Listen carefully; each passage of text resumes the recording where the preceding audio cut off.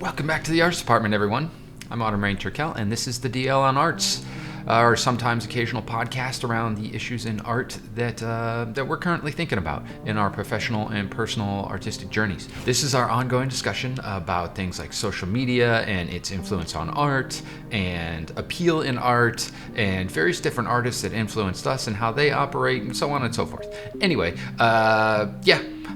this one's about 40 minutes long, a little bit longer than usual. Couldn't find a good breaking point, but stick around. The discussion is good, and I promise no cliffhanger. Let's get into it. Yeah. So that begs the question: what is your conviction then with this wanting to grow and advance your style currently? So that's coming from, I think, 3 places really. One, wanting to get back a bit to the things that I always loved and the things that inspired me to do art at all in the first place. The types of stories that I always loved, which they always tended to be fantasy stories, whether that was reading Lord of the Rings or Wheel of Time or playing Final Fantasy or Secret of Mana, and all those stories, all those stories really inspired me as a kid to just keep doing all this stuff, right? Whether it was drawing, painting, writing, whatever.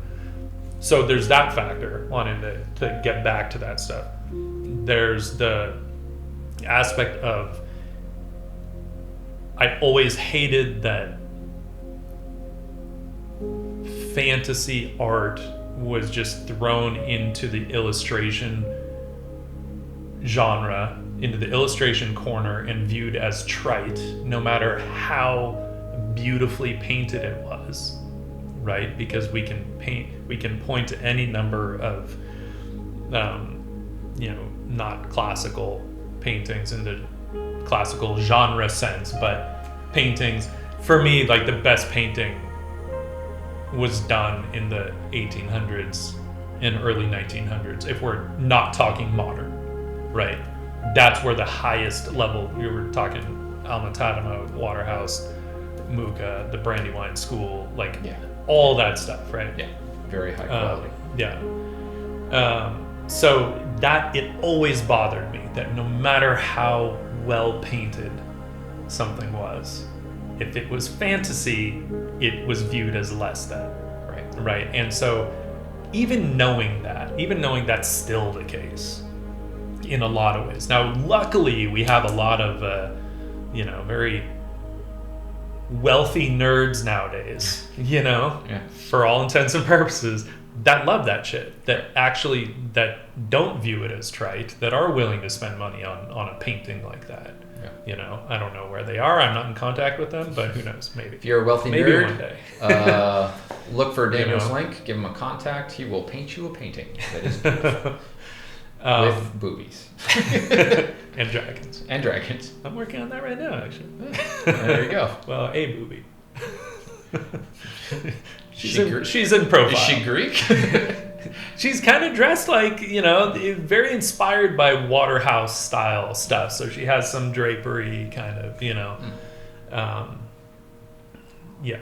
So that was another aspect in terms of okay, regardless, I don't care if people view it this way. I want to paint within a genre that I love, and I want to do it as well as I can.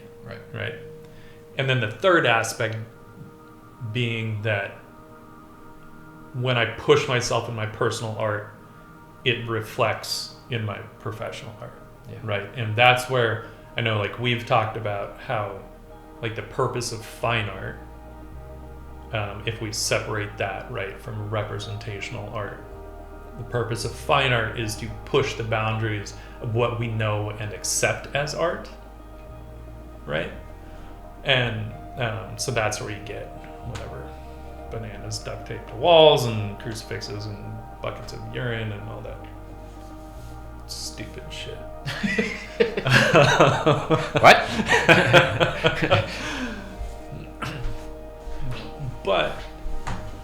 like within that, obviously there are very valid forms of art that, I mean, the whole point is that they're on the frontier, right? And yes, we don't know that this is art yet, but that's their job as fine artists, is to push those boundaries. Just to ask a question. Yeah, and be like, is this art? Maybe it is, maybe it isn't. Right. You know, and that's their job.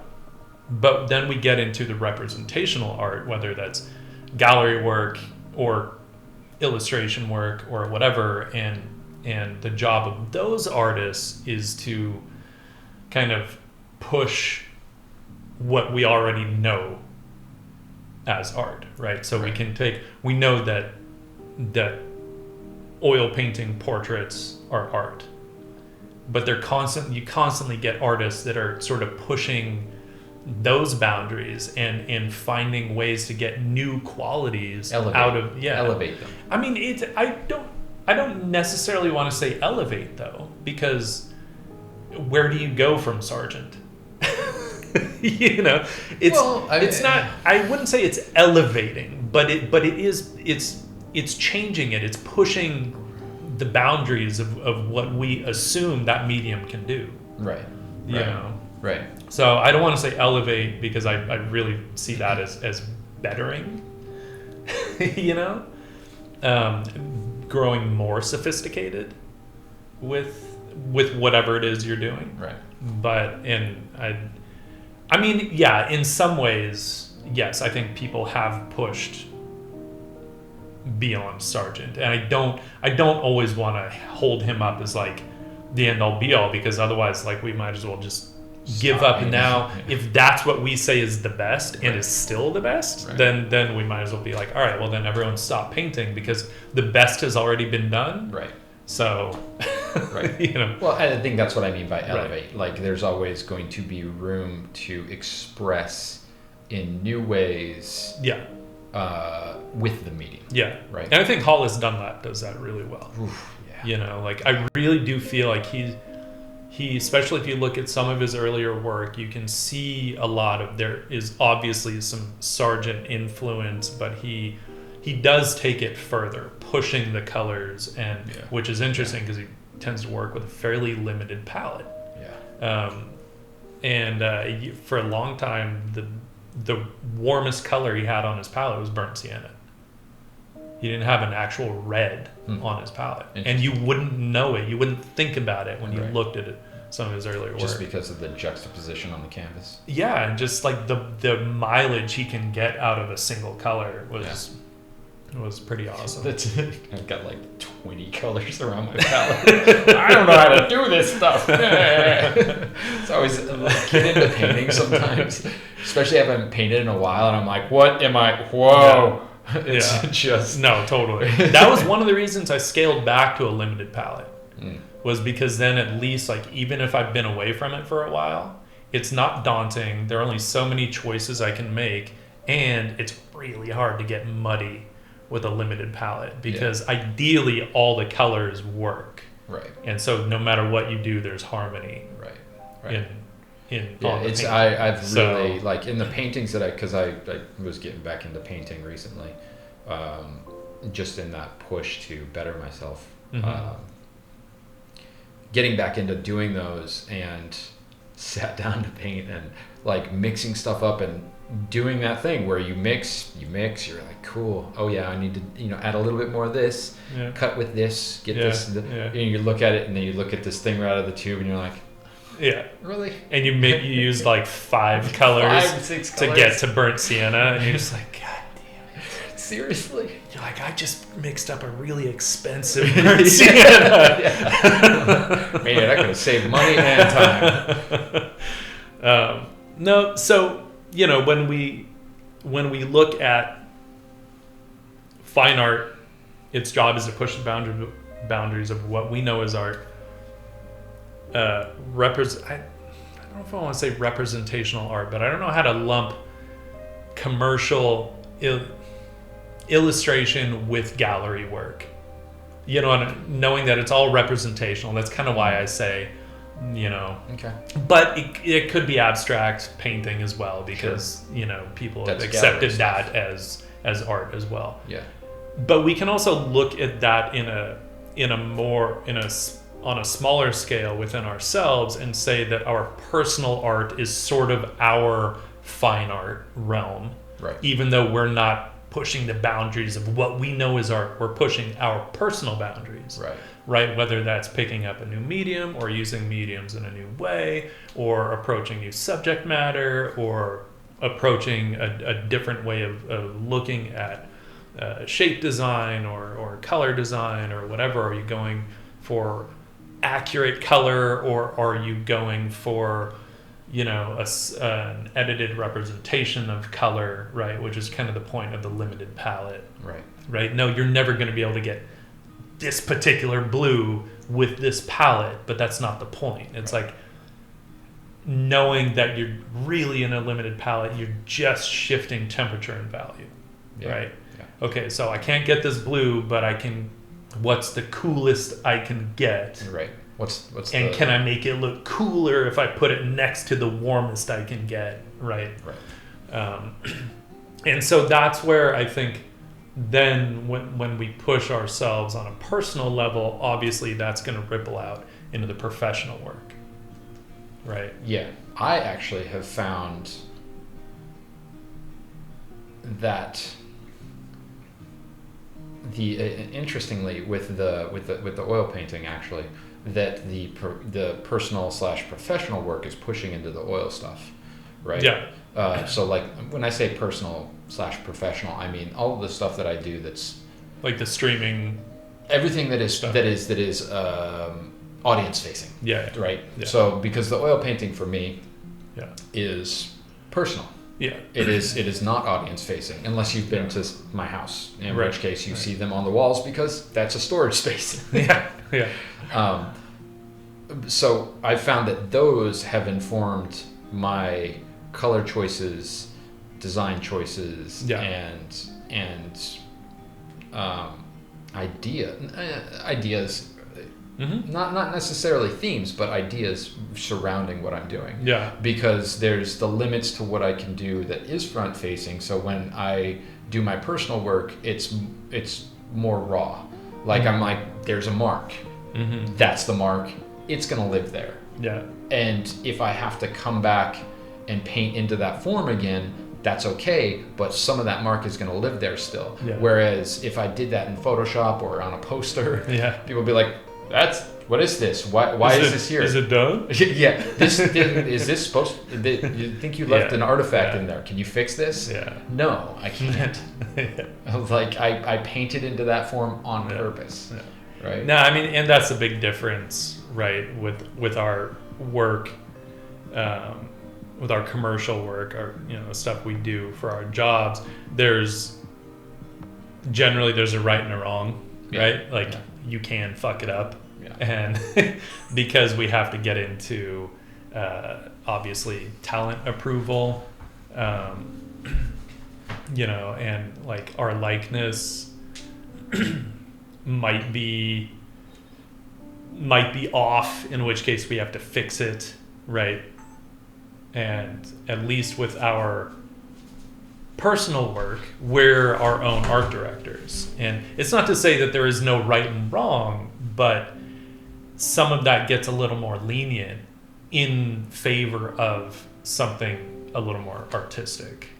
Yes. Right. It's right and wrong according to us, and then it's also right and Yeah. wrong according to the particular image. Yeah. Right. And image like the quality of the piece we're trying to create, right? If we want to see some of that process and see the artist's hand and get some of those more painterly marks, those bold marks, then that serves the image, that serves the quality of the image that we're I think on some creating. level it's not just the quality of the image, because when, at least for me personally, when I'm doing figurative work, which is my primary Mm-hmm. oil painting Mm-hmm. theme,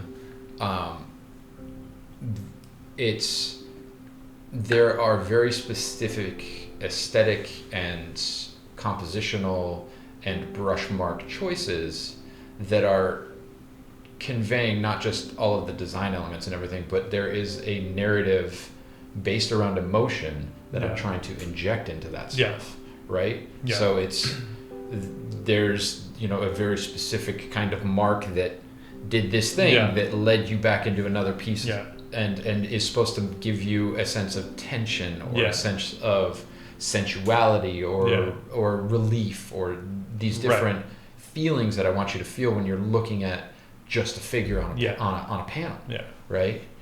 Yeah, I guess when I was like saying the quality of the image, I was meaning really like we're wanting to hopefully create beautiful paintings. Right. Yeah. That's what I mean by just the quality of it. Like, is it a well done painting? And that can mean a ton of different things. Absolutely. That could be something really rendered. That could be something really painterly. That could be, I mean, who knows what. So it's a very broad, term. Even when we just say a beautiful painting or a well done painting, like that's pretty subjective. Obviously. Right. That's what I was just thinking. Like, well, that's subjective. But at the end of the day, that's all art is subjective. So. Right, which is why that term appeal gets a little ambiguous. Yeah, and this goes all the way back to what we were saying before, that the appeal that I've noticed, and I've noticed this, I mean, pretty much from a very young age all the way up. The appeal of my art is a very specific subculture of people, and that's something that I've had to learn to live with, I think, because it's like metal music. Yeah. There is a specific group of people that enjoy that music, that connect with it, that it's not just noise to, right? Yeah. So, and metal artists aren't going to be top 10 artists. They're never going to make the type of money for their art that those types of pop artists make. Yeah. And they know that. Yeah. They love the genre and they stick with that. Right? It's what resonates on their interior. And that's something that I've had to rectify with my personal style, is that there are a certain group of people that love it, that will stand behind it, that will pick up what I do, that will support me in what I do. Yeah. And then the rest of the people are like, fuck is wrong with that person? Right. No, and I mean, it's the same, with me wanting to do fantasy paintings with a fine art quality to the painting, and it's like, part of me wants to just throw a tantrum and be like, why doesn't everyone like it? Like, if they all like these kinds of paintings, and they should like these because they're painted in the same way. But you do have to kind of just say, okay, look, this, it is subjective. For whatever reason, people don't care about these things that are more imaginative.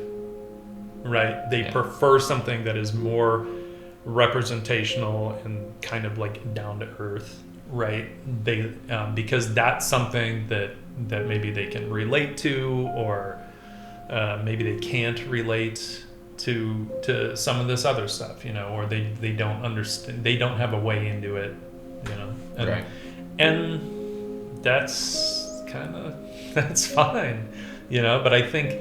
Yeah, it is kind of when I say, like, be true to that kind of like inner voice and inner desire of what makes you want to create art, so that you can do it with credibility and conviction.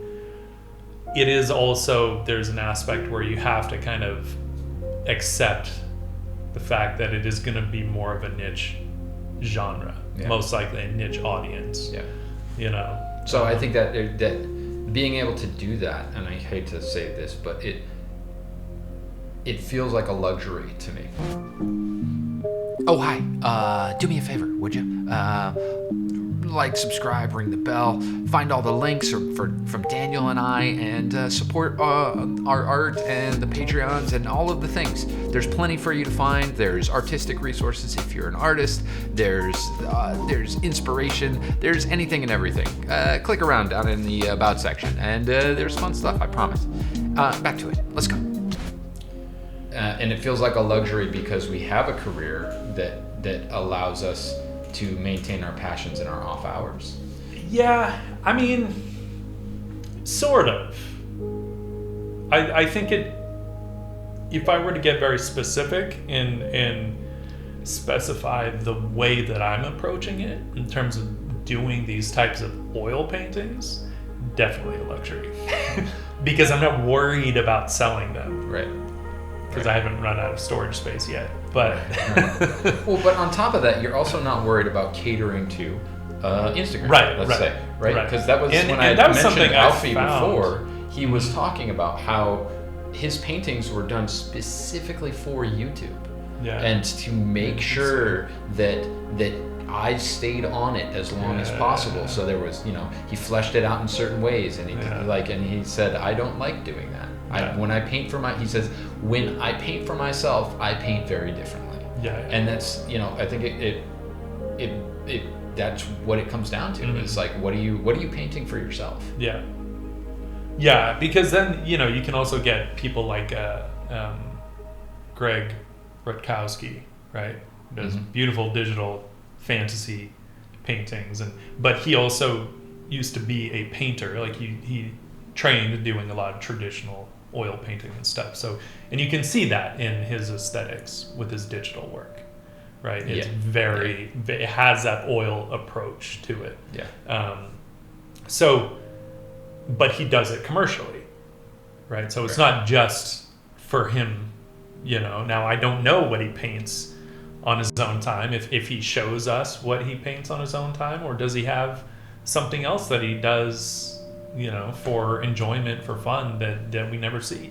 I don't know. Greg, if you're watching, let us know. Yeah, love your work. So I think there's an aspect where, yes, it might be a luxury, but I think there are ways to also do it.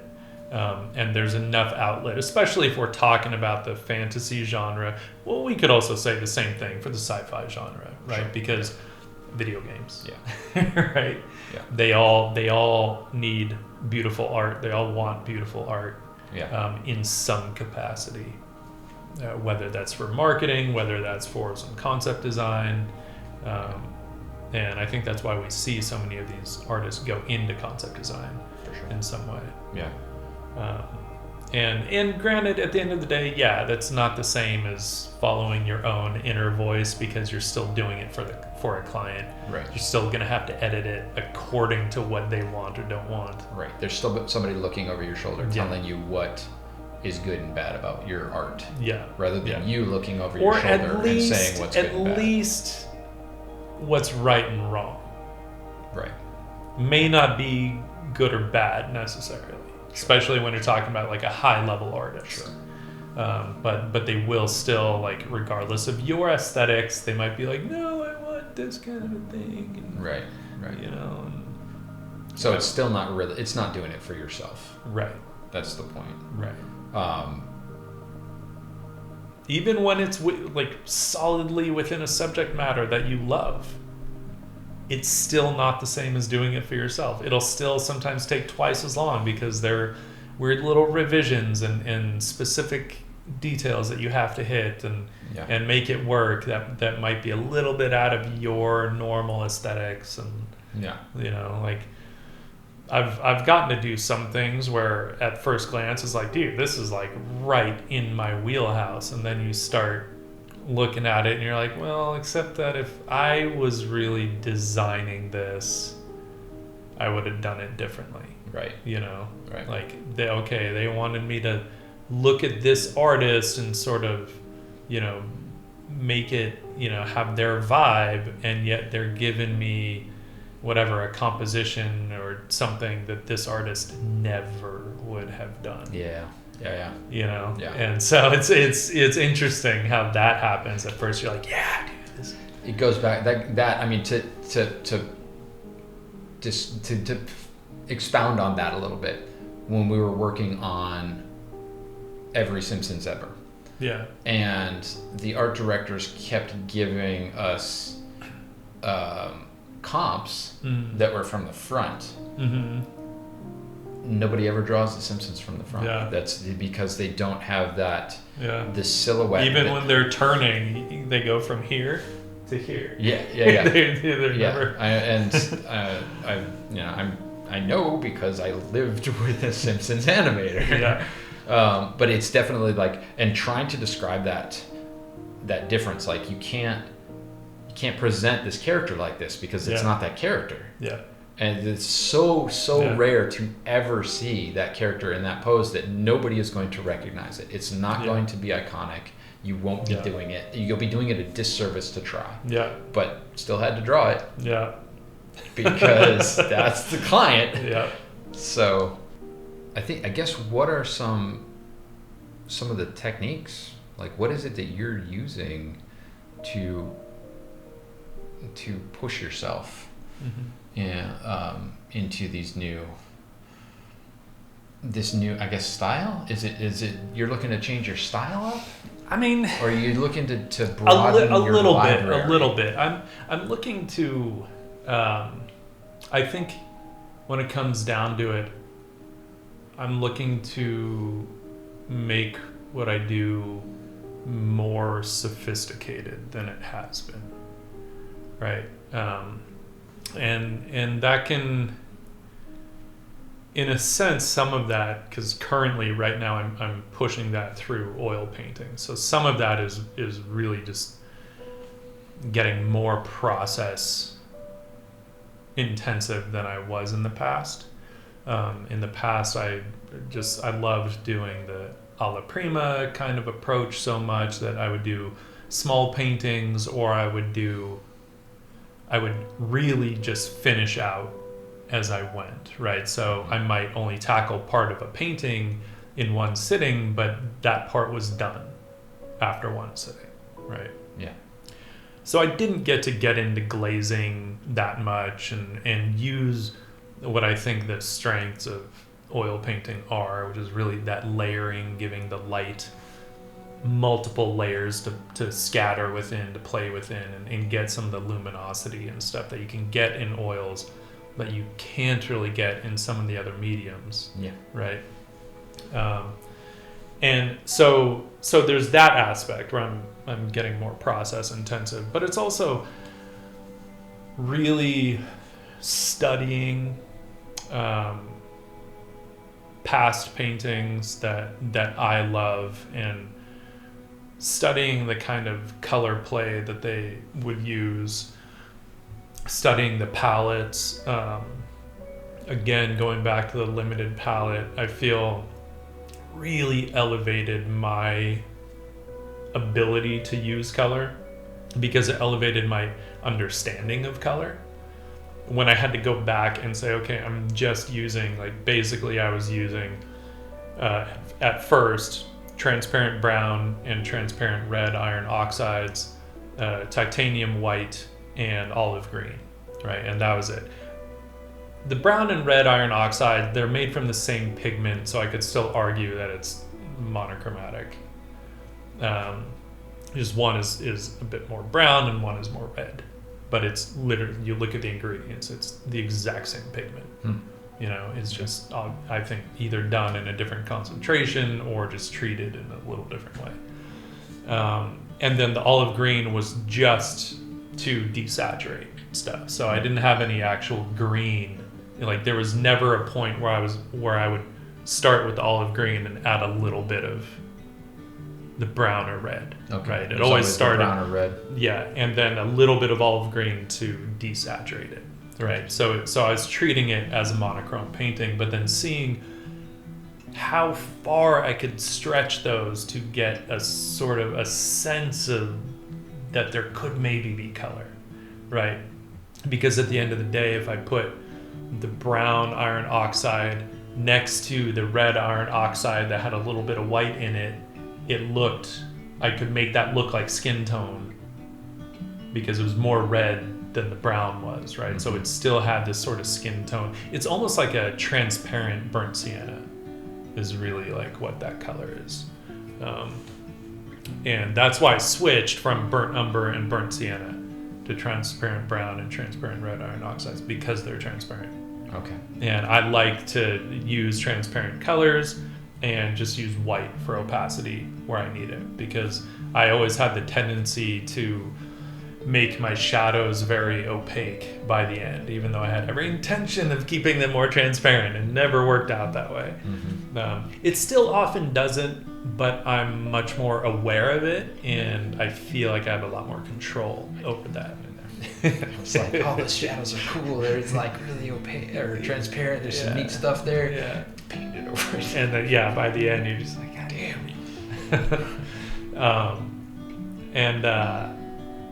And then also like using walnut oil gel to kind of help keep some transparency in there while still having a bit more of the paint consistency. And so starting to play a lot more with transparencies and opacity to kind of, see what kind of surface qualities I can get.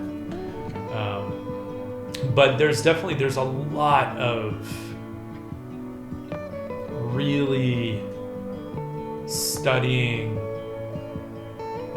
past painters, looking at a lot of photography. A lot of that, though, for me is to kind of start to understand, because obviously, like, there's all kinds of stylization you can do in photography, right?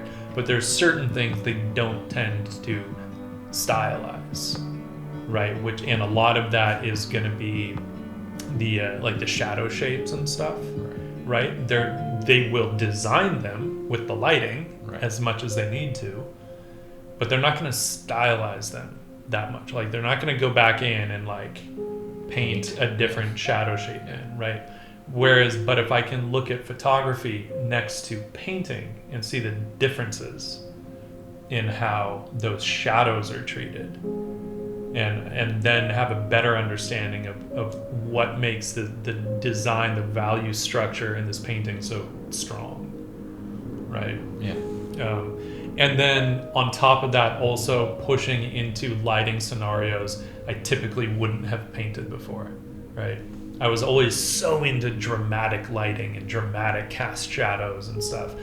And part of that is you can hide a lot in the shadows when you have that kind of shadow design. I remember you specifically saying that time and time again. Yeah, and I mean, fucking for key art, it works wonders because it adds drama, it adds strong, like, definite composition. Yeah. And it works. But when I'm looking at like elevating my painting skills, then I have to kind of push into the uncomfortable areas and be like, all right, ambient light, and no hard cast shadows. There might be some occlusion shadows in there, but I can't get away with the same kind of shadow design. Yeah. And yet you still want to be able to stylize those shapes a little bit, Yeah. And so a lot of it I think comes down to stuff I was avoiding before because it was more time intensive. And it's hard. Obviously, we have full-time jobs, and we don't have a lot of spare time, and why the fuck am I working on a 2x3 foot oil painting?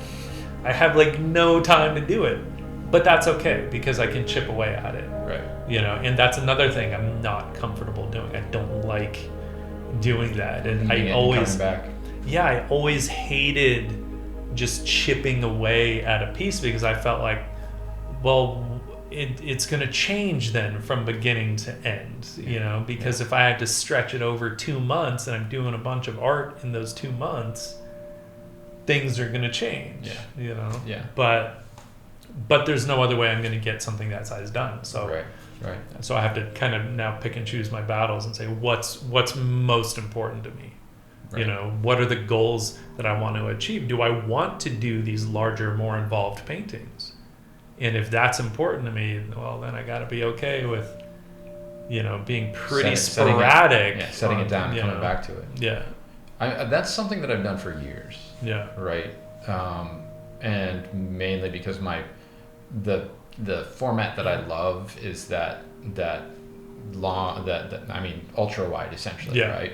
Yeah. Except turned on its side or whatever. Right. And that's just too much to paint in a day. Yeah. It's too much to paint in one sitting. Regardless of how thick or thin I go with the paint, I have to. Oh, no, totally. It has been probably the minimum I've done on any one is 4 sittings, I would want to say. Yeah. And it always dries between, and I always have to get it going again. Yeah. And I always have to stop before I start and just look at it for a solid 10 minutes. Yeah. 15, 20 maybe, and try to judge it not based on everything that I see wrong, but everything that I see right. Yeah. So that I know, don't go in there. Don't go in there. Don't do that. Don't do that. Yeah. Otherwise, you're going to ruin the things that help it to be elevated correctly, right? At wherever your current skill set is. Yeah. And I've done that, since 2010, I want to say. Yeah. Yeah, roughly.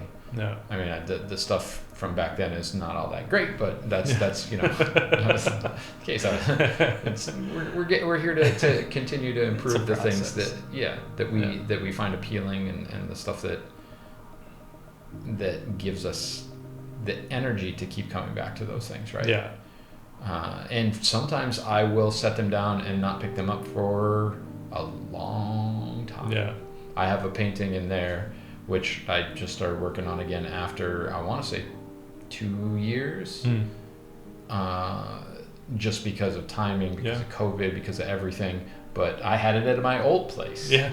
And started it at my old place. Frazetta would paint back into his stuff sometimes after several years away. You know, oftentimes in the books that we see, we're seeing the last iteration of it, but oftentimes that was not the original painting that like went out into the world. More and more now, I feel like they're showing both. Okay. Where they're like, oh no, this is the version that was the book cover. And then when he got the painting back, he kind of like sat with it, and sometimes like 3 years later, he decided to take all her clothes off, or you know. Usually, it was him saying, "I wanted to paint it the way I envisioned it." You know. Yeah. So like the cat girl, you know, who's like in the forest, she's got her arms propped up on in the Black Panthers around. Yeah, the original one, no, she's fully clothed, and they're like jaguars. Okay. Like yellow with spots. Yeah. Kind of jaguars, and then later, I don't know if it's right when he got it back or if it was a few years later, he like went back in, and it's like a very different painting. Interesting. The light is way better in like the last iteration that he did. Okay. The original one was actually like almost felt it was his thinner style of painting, like very kind of watercolory, but it was oils. Yeah. It didn't have nearly like the light quality that the later one did. Interesting. But yeah. So what I hear you saying is that you impose limits to get the progress moving forward in some regards, but then expanded in others. So your limit before was to try and finish something immediately. Now you're giving yourself more time to sit with a painting. And then your limit before was the broader palette, and now you're using a tighter palette to try and push your own skills. My understanding of color is really like that was the thing in school. All right, that's it. There's one more in this series, about another 40 minutes or so, and then we're going to move on to the second series that we have already recorded. So stick around, leave some questions, let us know what you think, let us know if you disagree. We'd love to have a discussion with you guys. That's about it. We will see you next time. Oh yeah, while you're leaving a comment, like, subscribe, and ring the bell. It really helps with the algorithm and helps us grow, and it also helps us know what you like and what you dislike. So yeah, thanks for tuning in. And oh wait, how's it go? That's it from the arts department. Keep drawing, and we will see you next time.